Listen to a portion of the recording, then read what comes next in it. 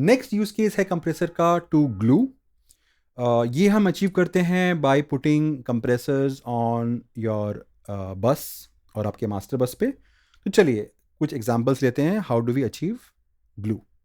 ये जो ग्लू वाला यूज़ केस है, ये काफ़ी रीसेंट डेवलपमेंट है, क्योंकि पुराने ज़माने में जब सब आर्टिस्ट एक ही स्टूडियो में, एक ही एनवायरनमेंट में रिकॉर्डिंग करते थे, एक ही कंसोल से सारा साउंड जाता था और उस कंसोल में एक बस कंप्रेसर होता था, उससे सारे ट्रैक्स ऑलरेडी ग्लू हो जाते थे। फिर जब इन कंसोल के individual tracks 16 track tape machine में रिकॉर्ड होते थे, वहाँ पर और ग्लू हो जाते थे। फिर जब इन 16 ट्रैक से 2 ट्रैक मास्टर टेप में जाते थे, वहाँ पर और ग्लू हो जाता था। क्योंकि इन टेप्स में भी जो एक फिजिकल मीडियम है, थोड़ा बहुत कंप्रेशन होता था, जिसको हम टेप सैचुरेशन भी कहते हैं। तो पुराने ज़माने में जब हम एनालॉग इक्विपमेंट को यूज़ करते थे, तो ये ग्लू जो कॉन्सेप्ट है वो अपने आप ही हो जाता था। आजकल के modern day computer based digital recording में सब लोग ये ग्लू ग्लू शब्द को बहुत यूज़ करते हैं। तो पहले समझ लेते हैं इसका मतलब क्या है और एक बार एक एग्जांपल लेके इसको सुन भी लेते हैं।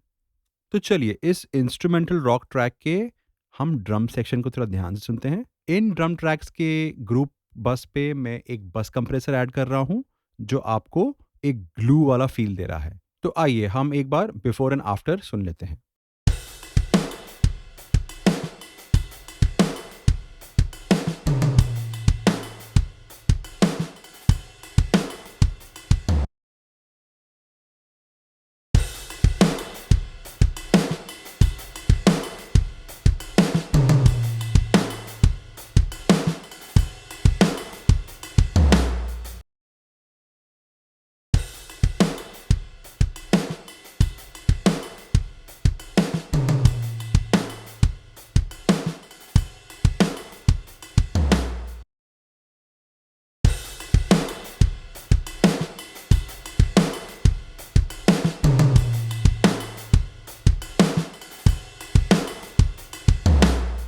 तो क्या आपने नोटिस किया जब ये बस कंप्रेसर ऑफ था, सब कुछ कितना अलग-अलग और कितना डिसजॉइंटेड साउंड कर रहा था?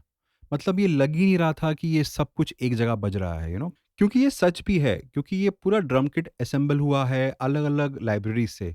किक आया है कोई दूसरी लाइब्रेरी से, स्नेयर आया है कोई दूसरी लाइब्रेरी से, हाई हैट्स कहीं और से, ओवरहेड्स कहीं और से। मॉडर्न डे के म्यूजिक प्रोडक्शन का सच यही है।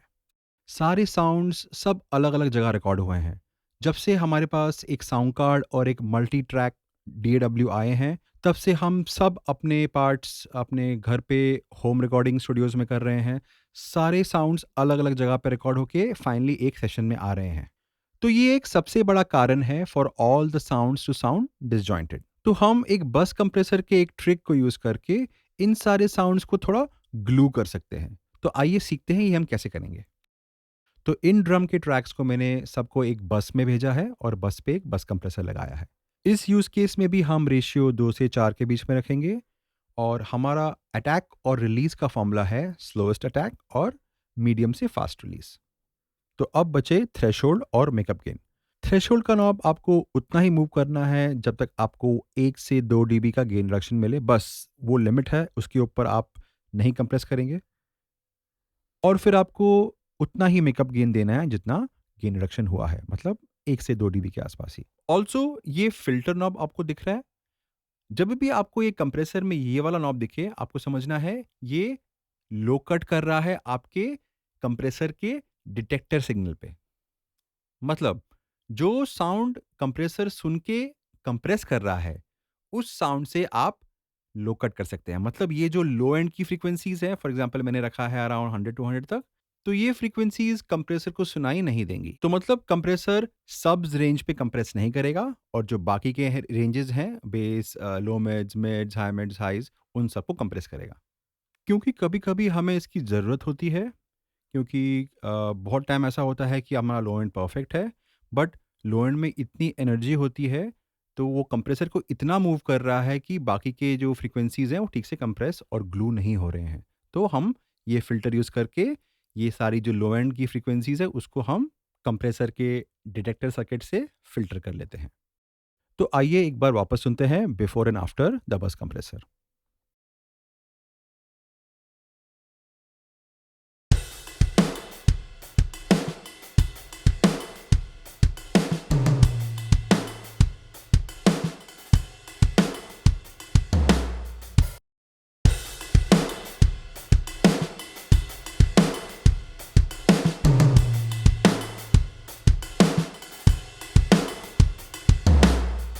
अगर आपने ध्यान से सुना होगा किक का लो एंड कितना अच्छा हो गया है, फिर आपका जो किक स्नेयर और ओवरहेड्स हैं, जो हाई हैट्स हैं, काफ़ी ग्लूड साउंड कर रहे हैं, मतलब इट फील्स लाइक कि वो एक ही रूम में बजाया गया हुआ है, ना कि अलग-अलग स्पेसेस में रिकॉर्डेड हुए अलग-अलग सैंपल्स प्ले कर रहे हैं।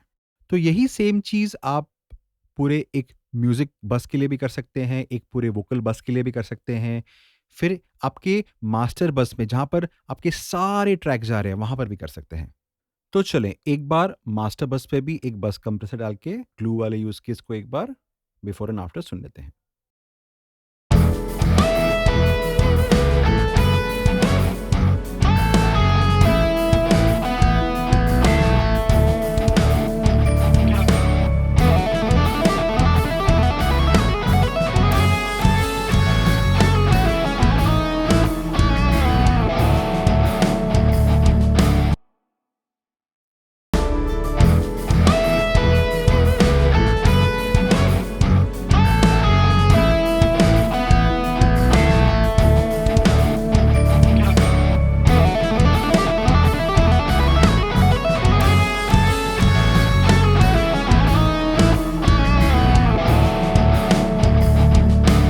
क्या आपको सुनाई दिया बिफोर एंड आफ्टर कितना अच्छी तरह ग्लू कर रहा है पूरे मिक्स को? अगर आपके दिमाग में अभी क्वेश्चन आ रहा है कि ये बस कंप्रेसर कर कैसे रहा है? What is the physics behind it? तो मैं आपको अपना ओपिनियन देता हूँ। मेरे ख़्याल से जब आप बहुत सारे ट्रैक्स को एक कंप्रेसर से कंप्रेस करते हैं, तो जितने भी ट्रैक्स इस बस कंप्रेसर में जा रहे हैं, वो सारे ट्रैक्स को इक्वली उनके पीक्स को चॉप कर रहा है और इक्वली उन सारे ट्रैक्स के नॉइज़ फ्लोर को मेकअप गेन से ऊपर खींच रहा है। और आपको पता है कि जितने भी रिकॉर्डेड साउंड हैं, उनका जो नॉइज़ फ्लोर होता है, उनमें जिस स्पेस में वो साउंड को रिकॉर्ड किया है, उसके कुछ अंश रहते हैं। तो यही जो नॉइज़ फ्लोर्स हैं मल्टीपल ट्रैक्स के, जो 7-8 ट्रैक आपके बस कंप्रेसर में जा रहे हैं, इन सब के नॉइज़ फ्लोर साथ में लिफ्ट होते हैं और काइंड ऑफ ग्लू हो जाते हैं। तो एक कंसोलिडेटेड स्पेस का फीलिंग आता है। तो ये था आपका यूज़ केस जिसको हम कहते हैं ग्लू। आई होप आपको ये वीडियो पसंद आया हो और इससे आपको कुछ नया सीखने को मिला हो। ये जो वीडियो था, this is part of our complete compression course, जिसमें हम आपको स्टेप बाय स्टेप कंप्रेशन के कॉन्सेप्ट्स और कंप्रेसर को कैसे यूज़ करना है इन डेप्थ में सिखाएंगे। ये कोर्स बाय करने के बाद आपको एक्सेस मिलेगा एक एक्सक्लूसिव व्हाट्सएप ग्रुप में, जहाँ पर आपको जितने भी कोर्स से रिलेटेड डाउट्स हैं, हम आपके लिए क्लियर करेंगे। आप ये कोर्स हमारे वेबसाइट tritonmusiclabs.com में देख सकते हैं। Links are in the description.